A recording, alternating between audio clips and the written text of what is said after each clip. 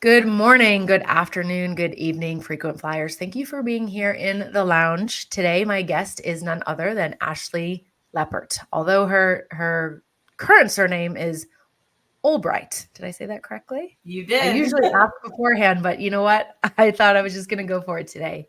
So today we are going to be diving into The Hurricane Within. Now, Ashlee is an honored veteran. She is the author of the book, The Hurricane Within, and she is ready to inspire the world one person at a time. So we're going to do that on today's podcast, talking about how we can face life's bleakest chapters when things are just not going the way that you want or expect them to, and facing those things that are inside of us that we all deal with.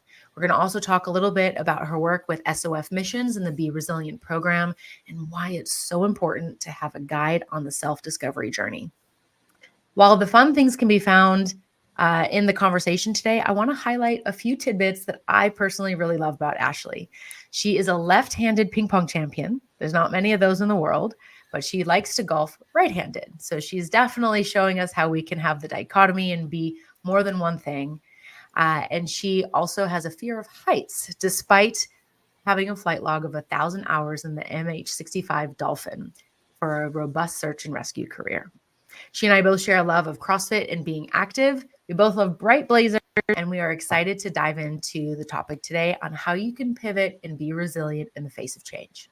Ashlee, it's such a pleasure to have you on the show with me today. Thank you, Sarah, for having me. This is a pleasure. Yes, and you know what? It's so funny because we'd been kind of circling each other for a little while, and then we finally got to meet in real life, the Women in Aviation conference just a few months ago. And now we're here doing this podcast, and I couldn't be more excited. We are streaming live to Instagram, but this is going to be played back later on all the other platforms next week, Wednesday. So thank you for being here with me today and having some fun. Thank you for having me. Yeah, it was awesome when I first met you at the Women in Aviation conference. And when you meet your tribe, there's just people that you want to stay connected with, and you're one of them. So thanks Yeah, for having me on. absolutely.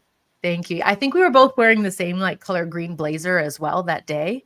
And so we turned around and we were like, oh my gosh, because we had been messaging of like, let's definitely try to get together. And we had also been connected by a mutual friend, Alex Ramos. So it's so great. I love it when those synchronicity moments happen, because it's like we're trying to find when's the best time, was the best time. And then you kind of turn around and it's like, oh, the person's right there. Yep, there's definitely divine connections, and I think that the world is so great with just putting people together and that magnetism that happens when you just meet people and you can grow and learn from one another, and it's a beautiful thing. I'm excited for our conversation today. Yes, absolutely. So tell me a little bit more about your book, The Hurricane Within, and what inspired you to write this and get your story out into the world. Well, Sarah, that's kind of a multi-layered answer, but I'll give you the short version. So basically, I served 14 years in the United States Coast Guard as a helicopter rescue flight crew member. And there was so many amazing moments that happened throughout my career. But there was a time after my medical retirement that I really started to take a deep dive in self-exploration and healing and really facing a lot of those inevitable storms of life. And so through that process and focusing on looking at some personal things and some professional things, I decided to really write this down and document this journey and really share with the world a transparency that sometimes the outside world has a hard time seeing. So if I could be honest and real with myself and share that journey with the world, I knew that I could inspire somebody out there who could potentially be going through some of the similar things that I went through. So that was my motivating factor, is knowing that I had been sort of struggling on my own in a prison in my own life for a long time. And when I finally got out of that prison and realized there's people that are probably out there still hurting, I couldn't sleep at night knowing that my story could inspire them and not share it. Yes, I love that. I just saw someone this morning, they posted about the prison of the mind and all these rules and things that our ego makes up for us. Like we did that. We made it up. And it can be very hard when you're in it to really understand that and be able to separate from it. And it is a very isolating experience. Many people feel like they're unique. They're the only person who feels this way, and like everyone else has it together. I mean, with today's social media as well, not many people post about the the ugly cry, or, the things that were difficult. Or if they do, it's always connected to, like, well, look where I am now. But when they were in it, they weren't really sharing and being as vulnerable in those moments. And yet that's exactly what we need, to have that permission to go there ourselves and to be able to understand, like, it's okay. It will be okay. There will be the eye of the storm. Then there's going to be a little more chaos as the hurricane continues its path. But there are ways to navigate that and find ways through it, and learn how to be in it, because it's not just one hurricane, is it? We will get many in our lives. Yes, absolutely. And Sarah, as you know, we all have trauma, right? It looks different. And when I was dealing with my personal healing journey, I was under the false narrative that post-traumatic stress and all these depressive anxiety disorders, you had to go into a war zone and dodge bullets, Right. or you had to be on the front lines. And the more I did the healing process, I realized that that is so false. And a lot of people out there think the same thing that I did for a long time. And so when I can open up and share that, and also help other people build resiliency in their own life, because as you said, the storms of life, they never stop. Whether you just got through a storm, you're in the middle of a storm, or there's one on the horizon, we need to learn, not only for ourselves, but as a community of people, to weather those storms and build resiliency and prepare for the next one, because they're coming. That's life. Absolutely. They're definitely coming. And, it's really interesting that so often, I mean, and it happens almost every time I go through something, then you like have that breath of fresh air on the other side, and you're like, okay, great, it's good now. And so when it starts to happen again, there can almost be this resistance of like, but I already did the thing. I already did the hard thing. Like, why is this happening again? And sometimes it feels like it's just nonstop. But just like the weather, we go through periods of many storms. We're in hurricane season right now. So this is a very apt title that we have for this podcast. And we started out of the gate with a category 5, whereas usually it's slower and builds up. And so it just goes to show that we cannot really predict when they're going to happen, how long they're going to last, what kind of damage there will be. And so it's just getting that awareness for yourself and knowing that no matter what does happen, you know where to go, what tools you can use, how you can be in the process, and then that recovery after, that aftercare. A lot of times we're in the moment dealing and processing things, so that, it's like triage, what's the thing I need to do most important right now? But then we forget about the aftercare. And then there's this huge downswing, and being able to learn how to face and navigate those challenges is another skill set. Yes, most definitely. And that's why it's so important to have transparency and to share those difficult moments, because we all go through it again. So why keep it to yourself? Because if you can be vulnerable, and as uncomfortable as that may be, you sharing your story, you put some purpose to your pain, right? Your pain doesn't go in vain. And that way, hey, I went through this hurricane in life. I survived it, but now I can voice that and share it, because somebody out there going through that same hurricane is going to know they're not alone, and that they can too get through that. Yes.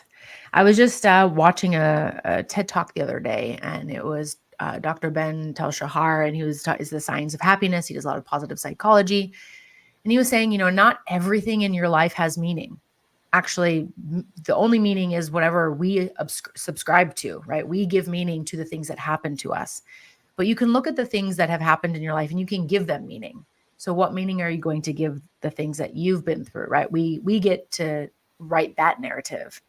And so I want to understand, I'm thinking about some of those stories you shared in your book also about, what people's responses and reactions were when you're going to save them, and how some people panic, some people are in shock, some people are super calm.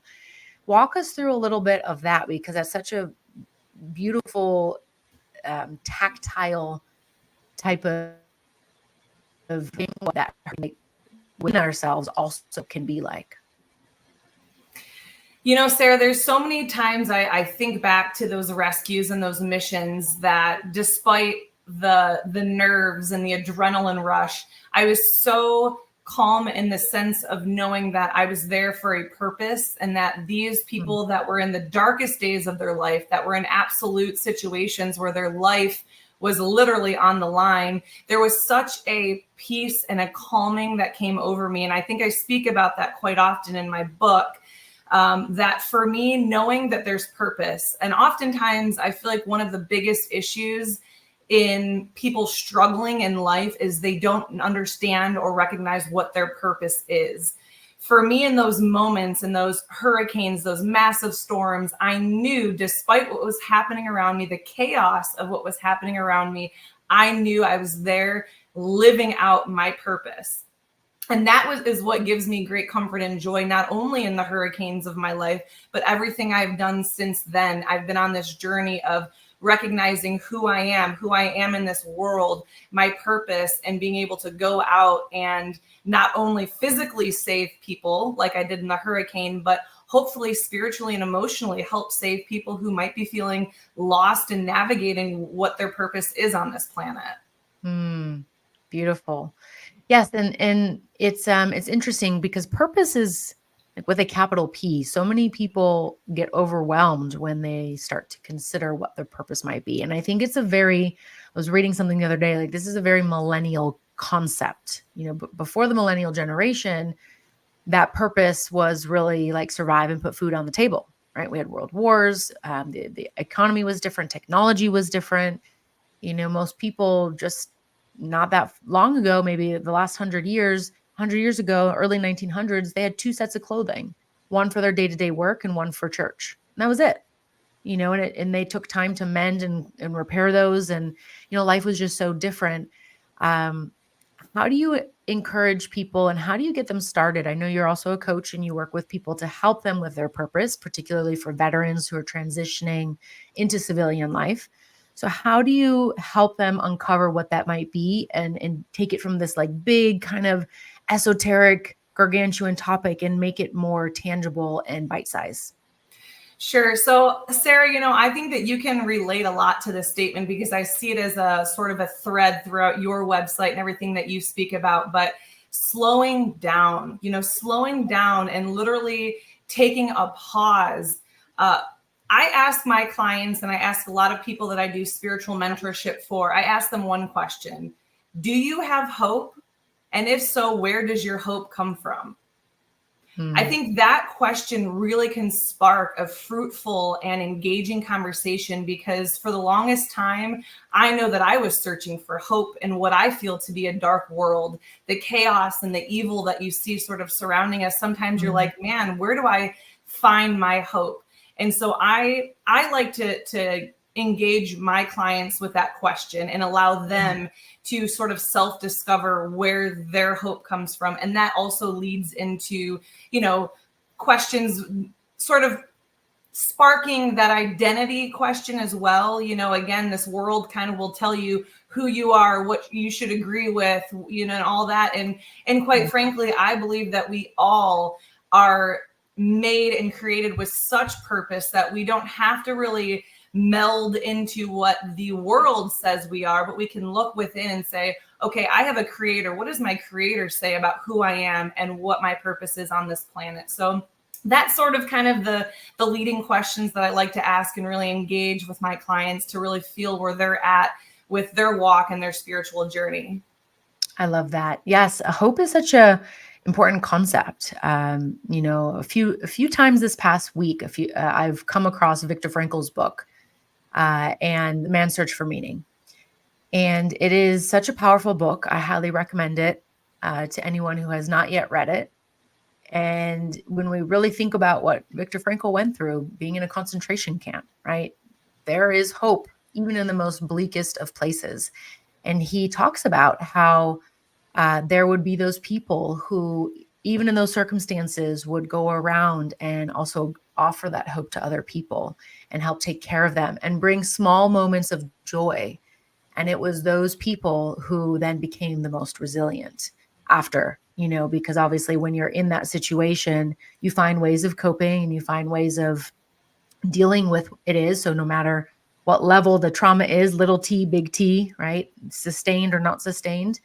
But then on the back end, that work continues, and it is work, the work that we have to do in order to continually find that hope over and over, and we get that opportunity.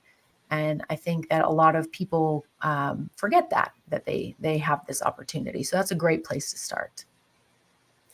Yeah, there's some powerful things that happen after, sparking that conversation with asking that question. And as I mentioned to you as well earlier, SOF Missions is a veteran nonprofit that I work with. And that really is one of the pillars of what we do there, is helping these veterans, these law enforcement officers and first responders who have been through the literal hurricanes of life and have sacrificed so much for this country. Our number one goal is to give them an idea and a sense of purpose of who they are. So we focus on physical, social, psychological, and emotional, and we just really get people together. And it is so powerful, Sarah. You watch these people walk in who are like kind of lost and broken, and they are just struggling, and they leave with this like amazing tool bag full of tools saying, okay, now I know how to face the world. I know who I am in this world, and I'm ready to go out and continue not just surviving through life, but rather thriving and really saying, I'm going to make an impact in this world, whether it's just in my family or my community or, beyond that. It's just a powerful thing to see. Oh, absolutely. I can only imagine. I mean, I have seen it firsthand with some of my friends who are veterans and the work that they're doing. And there's quite a few really powerful people, both men and women, working in this space. And, they're helping to share what their journeys have been to make sure that others get that same opportunity, which is, why it's so important that we do seek out mentors and we do seek out guides, whether that's in the form of a coach or joining a program or having community. It's really important that we surround ourselves with other people, right? That community is way more powerful than we like to admit. I mean, it is why the military community is so strongly knit, right? Because you have this community. This is why CrossFit has that kind of like cult following, because you get to be around other people that are on that same journey with you. And so you can form really, really deep bonds. And then when you leave an environment like that, it can be a little jarring and difficult to find community again. And so you can go and seek out different avenues for that. But it's so, so important that you're not alone, because isolation is the worst advisor. 100%. I always recommend that to my clients and to my friends and everybody really is we're not created to be alone. I mean, that's why God created Eve to be with Adam, because he was like, listen, boy, if I leave you alone, there's going to be some trouble, And so again, it's like, I think about the show Alone. My husband and I love watching that because we're just like enamored with how these people are just so rad and they're out in nature and they're surviving.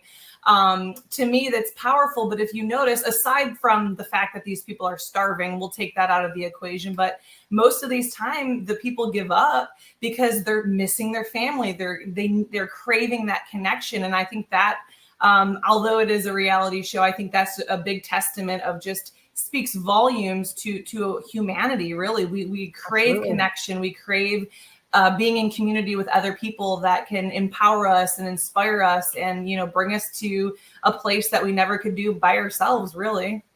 Yeah. And, all those blue zones in the world, there's several of them where there's a higher rate of a population that can reach over 100, the centennials, right? And they're healthy. It's not just the food. It's not the Mediterranean diet or the Japanese diet. It's the people. It's the fact that they have community.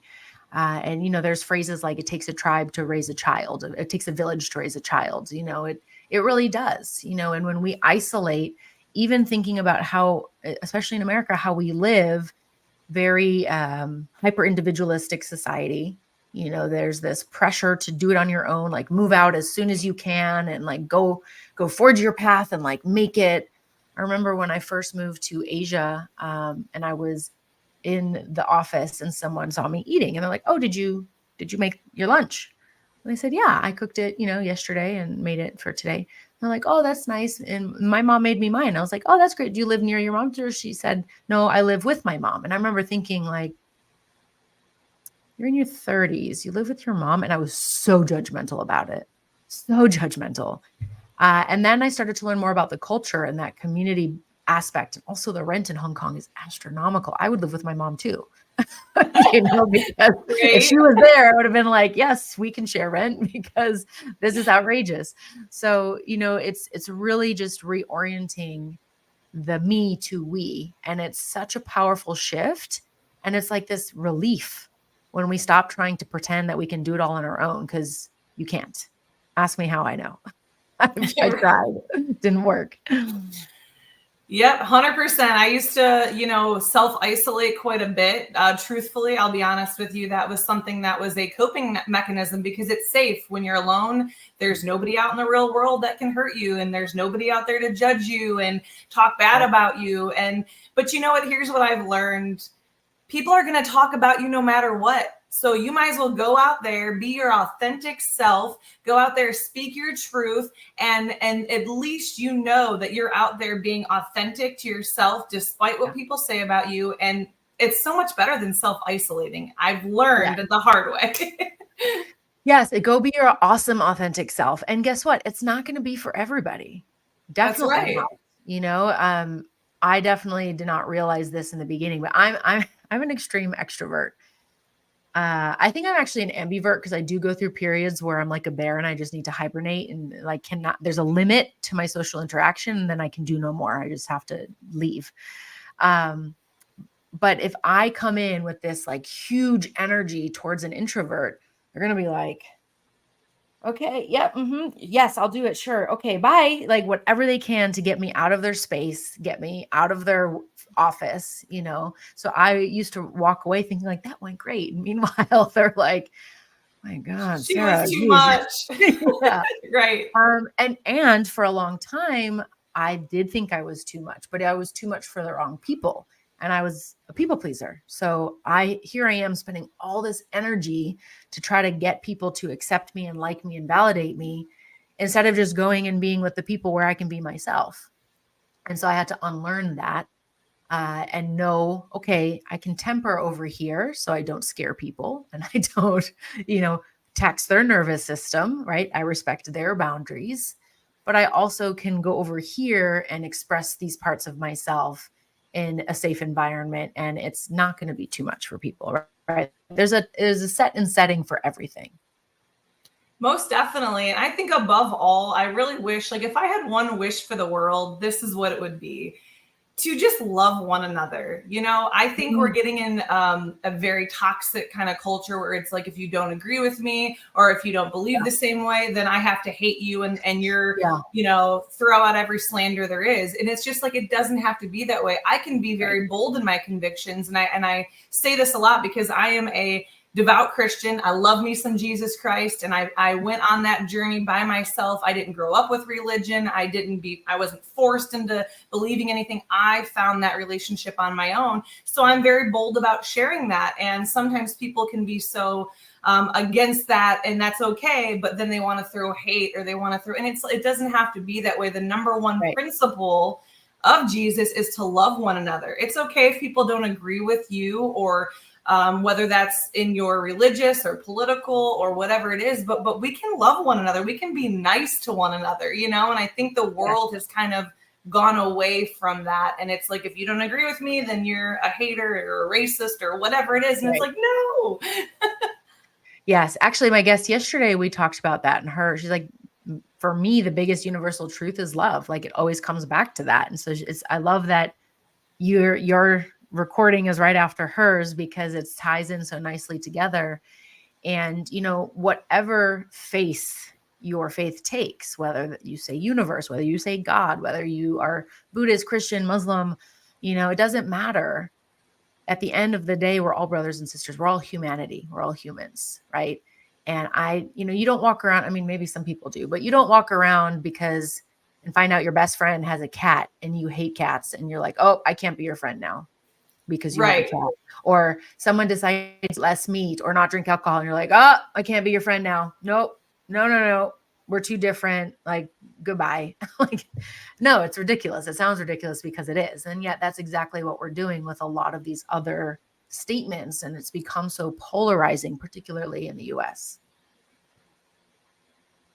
Yeah, I agree. And that's, a fundamental pillar of my core values in life in general is just to love people. There's enough hate to go around already. If I can compliment the cashier at the grocery store and be a light in her day, I'm going to do it. If I can help my neighbor bring the groceries in and put a smile on her face, I'm going to do it. And I think if we all adopted that mentality, what a change could take place in the world. Oh, yes, it's that pay it forward, and you just reminded me of something I read. Somebody shared the other day that their favorite thing to do when they're in the grocery checkout line is to ask the cashier what their favorite candy bar is.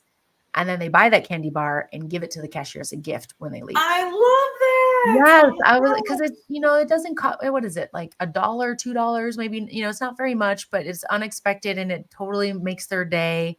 And, people remember that stuff, or buying the coffee for the person behind you. And like just those small little things, small little gestures. It doesn't have to be so big, helping somebody carry in groceries, holding the door open for them.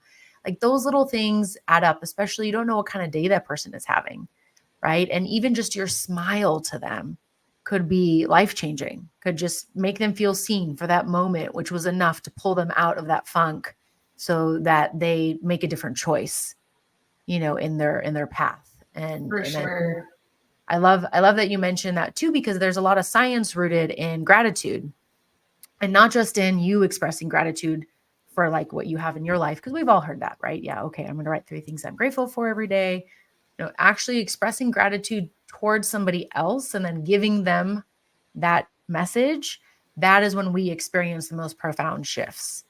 And so the science of happiness has done a lot of research in positive psychology in realms where there's actually like between 4 to 18%, something like that, is within that range.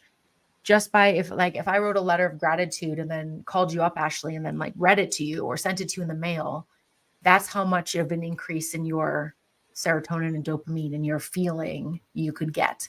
And actually, if you're sitting here going like, whatever, Sarah, you will have the highest increase of getting a letter like that. Because For you have the sure. most growth, most availability to have that upper limit reached. And so the invitation is, I like to offer people, is go and write that letter to somebody. Maybe it's somebody that you haven't spoken to in years, like your high school teacher that taught you poetry. I did that last year as part of the Space Kind program. And I managed to catch her just before she retired. And she wrote me a note back. And it was like the coolest thing I've ever experienced, because I haven't seen her for like 20 years, She was the only teacher at the school, by the way, that I could see on the website that was the same. All the other names I didn't recognize. And so it can be really, really powerful and really fun. But yeah, when we change how we are outwardly towards other people, not only do we feel good, but that impact we're having is exponentially greater. Yes, absolutely. And the Bible, there's an awesome quote. It says, words have the power of life or death. And I just always love that, because the words that we speak, you can either build somebody up, you can encourage them, you can say, wow, thank you for doing this, it made me feel great. Or you could say something offhanded and kind of tear somebody down, whether you did or you aren't. So I've been working on being very intentional with my words. And there's a quote, and I don't know who is the author of this, so I'm going to have to double check and find that out for you. But I love this quote. It says, people may not remember what you said, but they'll always remember how you made them feel. And I can resonate with that. Yeah. Oh, yes. Thank you. Thank you. Yeah. But I can resonate with that so deeply, because there's been times where I've met people, maybe in short, just in passing, and I still remember the feeling that they've given me, whether, whatever they said just resonated deeply with me. And I think that's something else I try to, bring out into the world, is just joy, love, gratitude, speak life over people. Because again, the world's going to tell you you're not good enough, you're not making enough money, you're not measuring up. But if that one person at the grocery store says, wow, you made my day, it's like, I'm doing something right in the world. Yes. And not measuring up according to whose measuring stick. Exactly. Right? I saw a really great book. It was like in the children's section of a store I was in. And it was, like the picture of like an elephant trying to climb a tree, right? We don't say that the elephant is bad or like not skilled because it can't climb a tree. That's just not what it is designed to do, right? So what are you measuring yourself against? Are you actually using the right metrics? And so that's another very important thing. And yeah, words create worlds. They really do. Words carry power in creation. We're literally speaking vibration, right? It's scientific. We're creating a vibration when we speak, and being very intentional about your word choice can change your and someone else's experience. This is why speakers have a lot of power, and this is why parents have a lot of power, teachers, because we are helping to guide other people in ways with our words, right? And the feeling that you just mentioned, this quote by Maya Angelou, it's, you might not even remember what you talked about with that person, but you just know that you felt so seen, or you felt so safe, or you laughed a lot, and that's really what matters. Yeah, I think if we could all just take that little bit of advice, I mean, like I always say, think about it like crazy. The world could change. Like if we all just were kind to our neighbors and loved on the unlovable and just spoke life over people that are already hurting from whatever trauma they've been through, whatever the world says they don't measure up. But it's like, this is also too why I love Paul. I believe it was Philippians, is like the happiest Bible or book in the Bible. And he wrote it in a prison cell. Your circumstances don't necessarily have to create your world. You can still have gratitude and peace in the middle of a storm. You can still have hope in chaos. And I think that if we just share our stories, like I always say with my book, The Transparency of the Hurricane Within was written to not only speak hope and life to those who are hurting, but if I can be authentic and transparent and say, hey, yeah, this is the good, the bad, and the ugly I went through, they're not going to feel alone. And they've now connected with me on a deeper level on their own journey. And it's so beautiful. I just love it. Absolutely. Well, in Epictetus, he was a slave, right? And we read these books of Stoicism to this day and gain value from them. And, you could even argue, I know Ryan Holiday certainly has, that Marcus Aurelius was a slave also, because he was a slave to the nation he was leading, right? And so we are in different prison cells of our own making, and oftentimes it's the mind. I met a speaker who, he had gone to prison, and he works a lot with people in the prison system and coming out and helping them do their transition as well. And he said that he realized while he was there that the biggest prison was in his own mind. And that once he was able to realize that, it didn't matter what happened to him, he knew he was okay. And so he uses his experience now to also help others. And so it's really powerful to make sure that you don't define yourself by what's happened to you, but you understand that in that overcoming of it, like, your quote, which is, I'm going to let you share it, but that quote of what you've overcome, that's where is your becoming, right? It's not that that's you and that's only you, but it's also not this list of accomplishments, right? In America, we're so like, do you have your MBA? Can you code? Are you a PhD? Are you a VC? Did you just get a $30 million? Like whatever the check mark is on, but we're obsessed with these like laundry list of accomplishments. I mean, look at a kid's schedule. They're so overbooked. It makes me stressed out to look at it. For sure. Yeah. It's crazy. I was uncomfortable for the longest time, Sarah, because after being an honored guest at President Trump's State of the Union, everybody was like, oh, you're a hero. You're an American hero. And it was so like cringy and uncomfortable for me to hear, because truthfully, I just went out and did my job. I just did the job I was trained to do with a fantastic crew. I mean, I'm just so proud of the United States Coast Guard and everything that we did. But for the longest time, I was uncomfortable with that term of being labeled a hero. And then it wasn't until I went through my healing process and I faced the trauma and I really went full throttle in diving deep into my purpose that I was able to coin that quote that I use now. Is I believe that heroes are defined more so by what they overcome than what they have accomplished. And don't get me wrong, I think accomplishments are great. It defines, you, what you're doing in the world. But sometimes, again, focusing on taking care of yourself to be the best version of yourself for those who deserve to have that, your family, your friends, your partner. That to me is really what is heroic, because a lot of us don't want to look at our trauma like that sucks to go back through and re-feel those feelings. But when you do that and you can take away the power that it holds on you for so long and say, no longer do you define me, no longer do you have the power to make me feel a certain way. I'm in control now. Now I get to talk freely about my trauma because it doesn't hold me in a prison sentence any longer. Yes. And it is a lot of work. Do you know Lisa Jaster? Have you come across Lisa? Sounds very familiar. She was one of the first female Rangers in the Army Rangers. And she wrote a book called Delete the Adjective.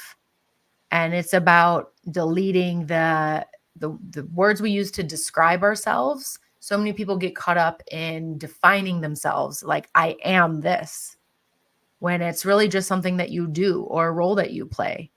And who you are is much more than that. And so I thought that was a nice little tie-in, because it's very true. You know, so many people over-identify with what they do physically for their job or for other people. And then that's who they are. That's their whole world, when we are so much more than that. Awesome. No, you're going to have to email me that book, because I love reading military badass women books. So I'll have to for sure get that.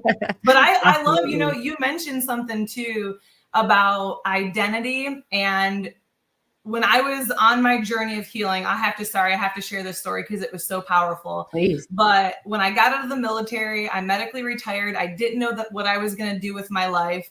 And I bought a fifth wheel in a truck and I just hit the road. And I was like, what am I going to do? Like, I am Ashlee Leppart, the United States flight mechanic, rescue helicopter. Like, that is who I am. And I had this moment of complete surrender and complete, I guess I was fighting with God and didn't really realize it, if I'm being honest with you. Like, I hear about this relationship with your creator, and I was like, man, like, no offense, God, but I don't feel like you're in my life. Like, I want to believe in you. I want to love you. But like, this happened to me. And like, I was just frustrated. And finally, I just had this like moment of surrender. And I just said, you know what, God, like, I've been doing it my way my whole life.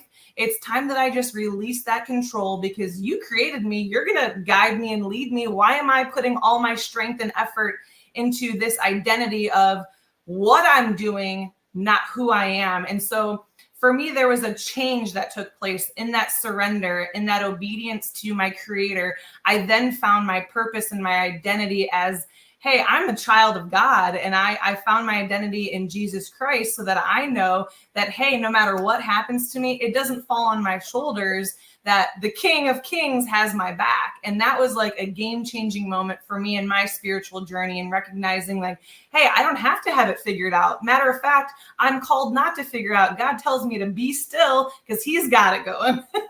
Yeah. And you know what? There's a really great book too by Michael Singer, The Surrender Experiment. And so for those of you who maybe are not as religious or don't have a certain practice that's definable, right? This is a really great book to read, because he is the CEO of a tech company, and he went down, I believe, the Buddhist track, and he meditates a lot. So being still. So there's a lot, you'll find as you go on your spiritual path, whatever that looks like.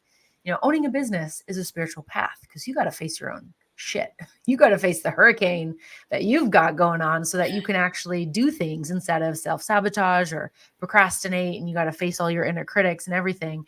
So there's a lot of different labels for spiritual journeys, but the Surrender Experiment too, he literally tells his story very much like you. He was like, I don't want this, but it kept showing up. So he's like, okay, well, I'm going to be here for it. So he just surrenders to the moment. Whatever appeared, he would just bring his full self and be excellent. And it, like, one thing led to the next, And he, as you read this, you're like, wow, and you couldn't have planned it that way if you wanted to. And I mean, I've had the same experience, but when I just let go and took a deep breath, like, my God, is it just so much easier than trying to force what my mere mortal brain, the logical part, wants to do. And guess what? The logical brain doesn't always know what's best. Definitely. So Yeah, yeah. I love that you say the battles in our mind, and I think that's so true. It's so powerful that our thoughts have such weight too. There's a book, I believe it's called Winning the War on Your Mind by Craig Rochelle, and it's a powerful book just understanding what takes place in our brain and where these thoughts come from, and really just being able to, I call it a shift, maybe a God perspective shift, where we can say, no, I'm not our thoughts. I mean, we as thinkers have over 8,000 thoughts in a day, but we don't have to be our thoughts, right? We can say, no, that is not aligned with who I am, and we can let that thought go. But sometimes we get too wrapped up in, oh, I'm thinking about this, that therefore I am. No. You can say, yeah, just because I thought that, it's an intrusive thought, that's not reality. I can move along and really say, who am I as the thinker, not the thought? Yes, it's all about observing, right? A lot of times in meditation, you hear about observing the thought. And the more that you practice this, then the easier it becomes in the moment to observe those thoughts as they're happening and not just be the experiencer of them. So there's that book that you just mentioned. But yes, the surrender experiment, I'll also send you a link to that too, Please. because it's so wonderful to just, it's all about perspective, right? When you start to gain these different perspectives from different people, different cultures, different places, you'll start to see this like common thread, and they're just saying the same thing in different ways. And so it's really great to then be able to, because then it's like all of a sudden the picture starts to form because things get woven together rather than being like isolated thoughts, and you start to understand. So Michael Singer, you might have heard of his other book, The Untethered Soul. That's the one that kind of has gotten a lot of popularity in recent years. But I'll put that up on the screen there. I'm glad you're writing all these down. I'm going to make a list. Yes, no, don't worry. And I'll send a message. But this is why, so we were talking before we went live that because this is a pre-recording, we don't have the same functionality of being able to pop up comments on the screen, but we found a way around it by using the banners. So there's always something to be learned, always a new way to pivot. Yes, I'm going to be very punny, very much intended. But yes, no, there's so many amazing ways that we can learn how to face these hurricanes within. But circle back to your earlier point, slowing down. That's how we can get there. Because I mean, I remember in your book, you talked about, you're like losing energy, but you were still smashing yourself at CrossFit. And then you're working these long hours, and, it's just we're go, go, go, go, go. And then our nervous systems get fried. And I really resonated with your story and your experience of like trying to do a push-up and just falling on your face because your arms literally could not handle your body weight. And it's like very frightening when that happens, when your body starts to do something that you're like, no, shouldn't be doing that. Right. And it really resonated with me because I had very similar experiences in my journey too, where I was, not still at all, not sleeping, just continually diving back into the work and then smashing myself at the gym with hard workouts, and things started to fail. And so that's another thing too, is so many high performers. What's the outlet?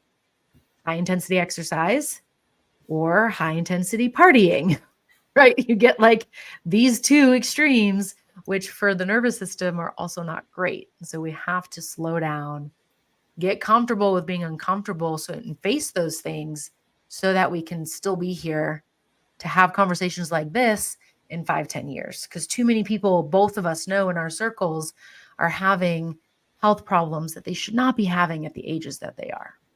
Heart attacks, strokes. I mean, several of my friends actually didn't survive those things. Or one gentleman I know, he's still learning how to walk and talk again 2 years later. Wow.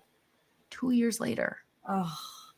Yeah, the older I've gotten, the more I've resonated with that, just slow down. And I think that truly is, I guess, what makes me feel rich if that makes sense. I know a lot of people want to go out and make millions and do all these things, which is not a bad goal to have. Okay. Hear me on that. Go out and make your millions. But for me, what makes me feel like a millionaire is that I can have a slow morning with my cup of coffee and read my Bible, or, go out and plant in my garden and have soil and dirty hands and smell the fresh Yes. air.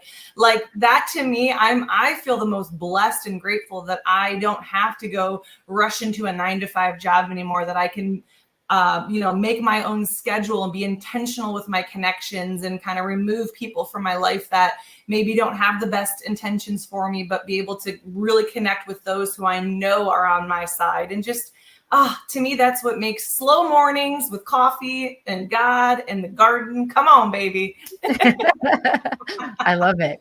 Yes, now I understand, like, as a child, my mother would garden a lot. And, she was a dentist. She had her own dental practice, which I didn't realize was such a stressful thing, but, definitely that dentists have like one of the highest suicide rates, actually. And I asked my mom, I said, why?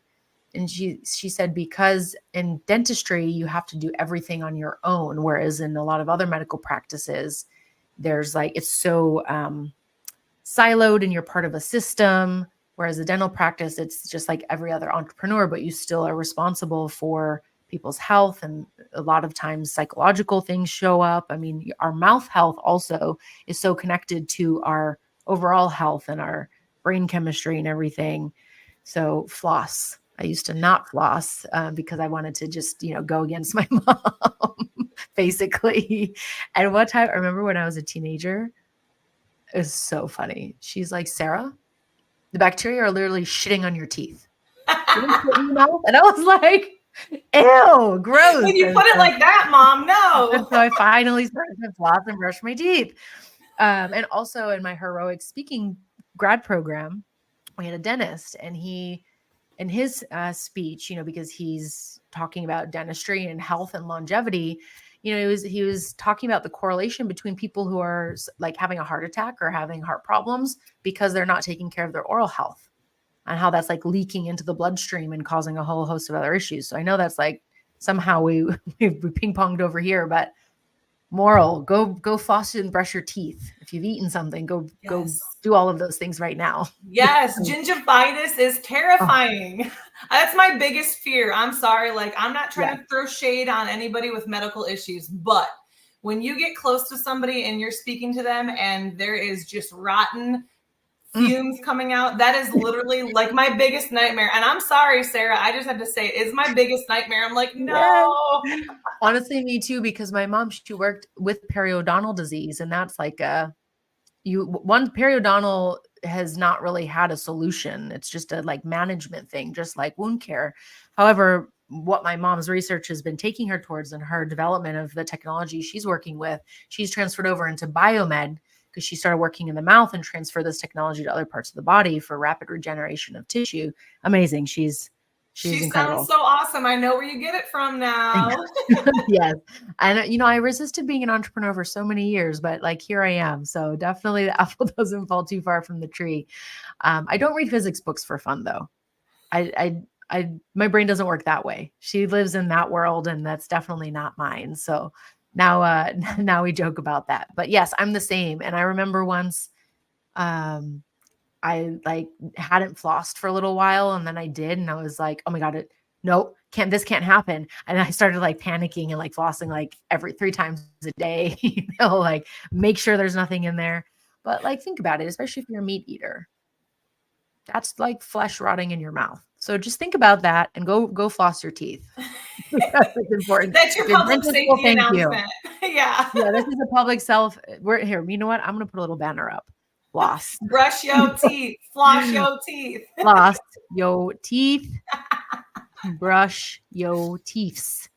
Your dogs too. Because your doggo and your cat and whatever other animal you have, they deserve to have healthy bodies and mouths as well.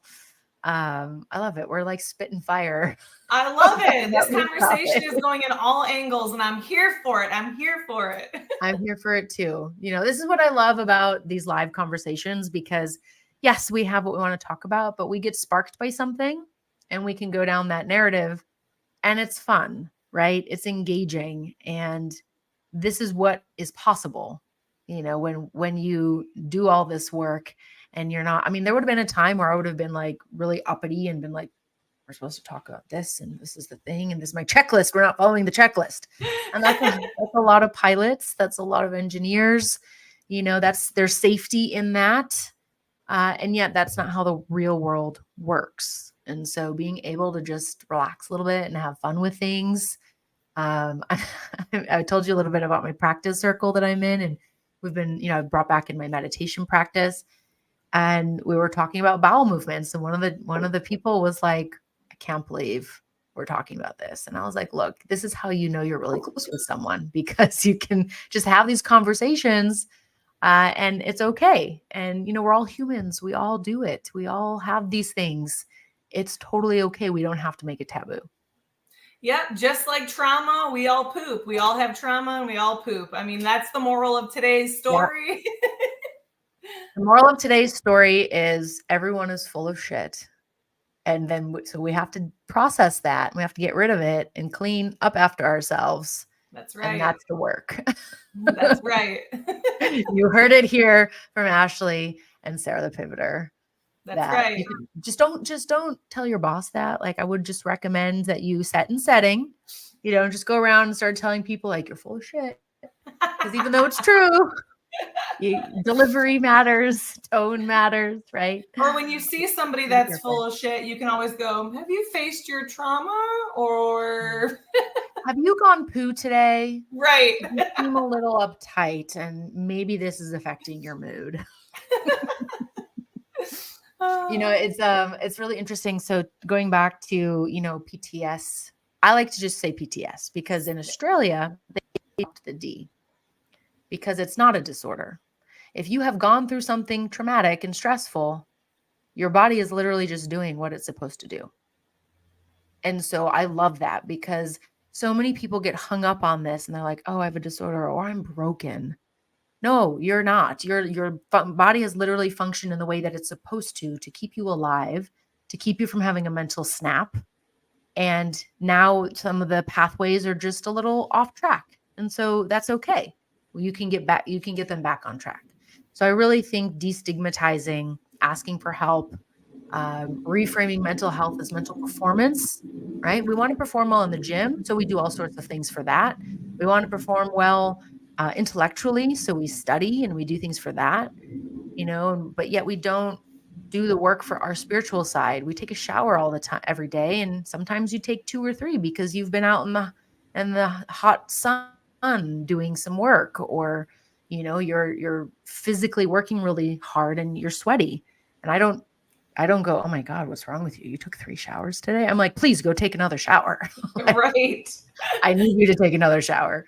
So it's the same thing, all of this work, it's okay to ask for help. It's okay to not be perfect, to not have it all together all the time.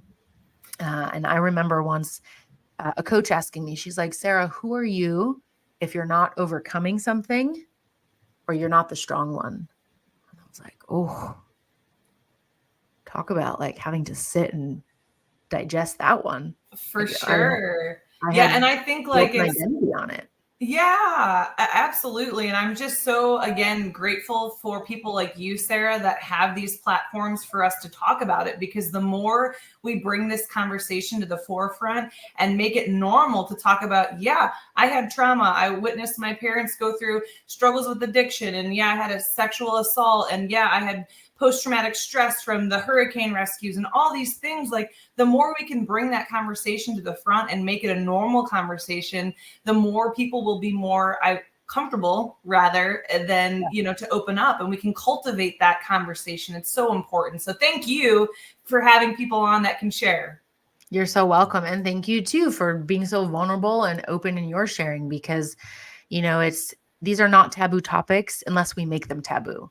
Yes. So the more we can create safety and understanding around it, the better off we'll be in our connections. So now, Ashlee, I want to ask you, with all of these things that you've been through, what do you think your superpowers are?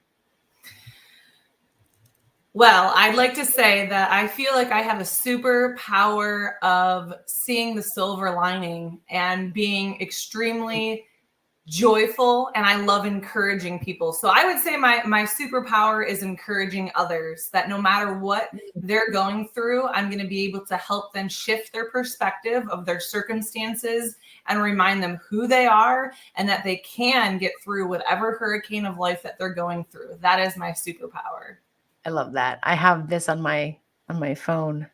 Shift Shift. happens. Yes. Yes. That's And I so like to cool. say when shift happens, shifts happen. Yes.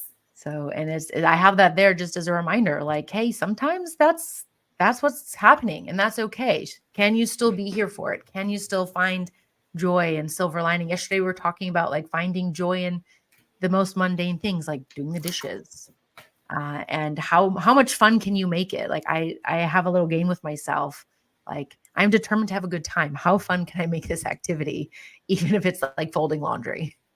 Right. Yes. No, I agree. It's our perspective. It's our gratitude. It's how are we looking at the world? Is it half glass empty all the time? Or can we say, hey, you know what? This might suck, but that's okay because I've gotten through this I can get through as well. It's just like Yeah. shifting that mindset and just knowing that you have the superpower to get through it.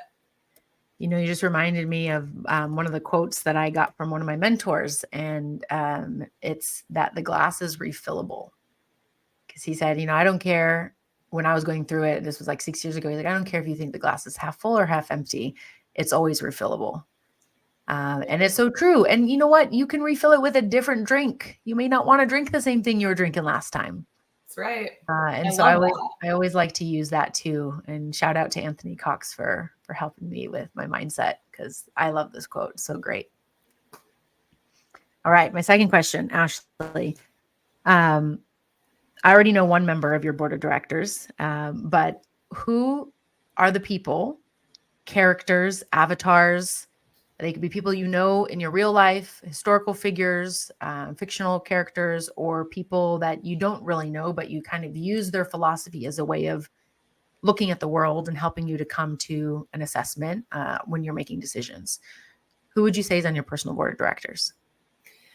Well, hands down, my top board of director, the CEO of my life, is hands down Jesus Christ, and that relationship has literally saved my life. I can tell you right now that I would not be here to inspire and share my story if it weren't for Jesus. And I love to utilize the fact that it's not really a religion. And I hate the term religion because it sounds so like boxy, like you got to check this and this and this. But Jesus came because he knows that we can't, like, we're flawed humans. Like, that's just the nature of reality. And having him on my board of director as my CEO, I know that I am unstoppable, that there's nothing that I can't get through. And knowing who he was and what he overcame gives me the courage to go out and face whatever hurricane that comes my way. I know that I can get through it. I love that. Do you have any other people that you also check in with? Definitely. So I've got a handful of my military members, my Coast Guard family. When you're in the military, you're kind of away from your blood family a lot. So I really relied on my Coast Guard family. So I've got a handful of people in the military still serving that are my go-to. I do buddy checks with quite often. I love that. Also, my Shield of Faith missions, they really have been a pillar of influence in my life as far as help cultivating what I can bring to the table to help other veterans and law enforcement officers. And I have to mention my husband, Nate, and my dog, Penny. I mean, that is my first Yeah. line of defense. So, I mean, she's a chocolate lab pit bull mix. I love her to pieces. She's spoiled rotten. And my husband, I always say, is the calm to my storm. He is very much the introvert, very much the calming presence, whereas I am sort of a hurricane, literally, as I walk through the room. So I think that is a great balance in our household. I love that. Yeah, we're quite similar. Pete's more of the introvert. And I remember saying to him once, you haven't said very much. And he's like, that's okay, baby. You can do all the talking and I'll just listen. Yes. I know. My husband will Okay. say, I haven't said much because you won't let me get a word in edgewise. I'm like, ooh, you probably right. You right. Yeah, you're right. It's okay. And yes, yeah, and of course the dogs are our whole world. You know, we've got Sass over here. We got to get them together. I think I they would know. have Doggy fun. play date, please. Yes, yeah, we'll make it happen. I'll We'll come make it to happen. you because I Okay, also want to go to what is the barbecue place? Terry Black's in Terry Black. Austin. Worth Yes. every minute of a line that I waited 1 hour for barbecue. I would do it all over again. It was so good. Have you been to Franklin's? I don't think so. Okay, so there's also Franklin's, and then there's that barbecue show on Netflix with that like old lady who puts her hand on the thing with the mop. That's Yep. like an hour away from me, so we can What? also go there. Yeah. Oh, doggy We can, play dates and barbecue. I'm coming your way, Sarah. we can even meet at a cabin and go Yes, stay in a cabin. yes. Go eat the barbecue in a cabin. No Amazing. Wi-Fi. No Wi-Fi. Next week I'm gonna be no Wi-Fi, and I'm so I'm excited so for it. excited for you. Yeah. 18th through the 22nd. So this is gonna stream just before I'm away. But yes, I'm going.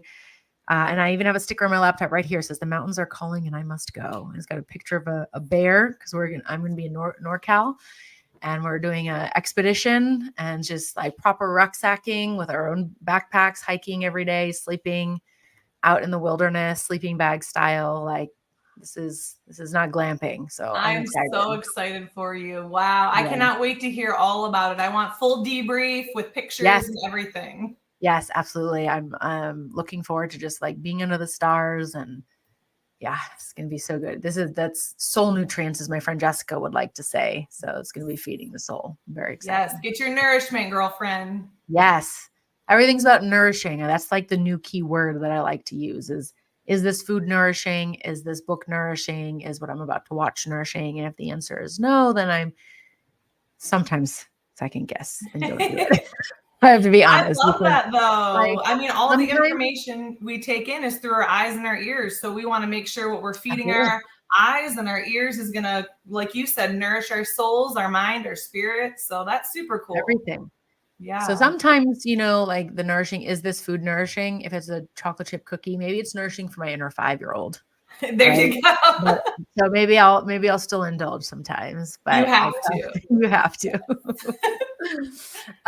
Okay, amazing. Now, final question. This is a big self-reflection question, and it's designed. So the question is, how do you best represent or serve humanity in the context of an alien has come to Earth and they meet you, Ashlee, as the first human being they ever meet or come across? So, what do they learn about humanity because they interact with you first? So, I how love are they this. noticing? Yeah, it's a fun That's question. it is a very fun question. I feel like honestly we sort of like touched base with it a little bit earlier when I mentioned love. Like I feel Yeah, like these aliens need to know that humanity is not about hate and about judgment and about exclusion and all that. I want to show these aliens like, listen, humanity is about love. So you might look mm, creepy, you might have weird eyes, you might be all of 3 foot something and be green, but guess what? I'm going to invite you into my house. I'm going to make you your beverage of choice. I'm going to share with you a little bit about who I am and make you laugh and smile and just literally love on you, that so much so that you might be like, ugh, like there's too much love on earth. I don't know maybe if they're I like want an to come back. introvert alien, and they're gonna be like, "Oh my god, these humans are a lot." Yeah, I'll Maybe, meet them where they're at. yeah, maybe that's why we haven't actually like if they've come here, they're like, "Oh my god, too much over here." It's just like we've got the outliers maybe amongst us, but maybe we're too much for them. It is quite a fun concept to think about, right? Because they could come in so many forms. And I just listened to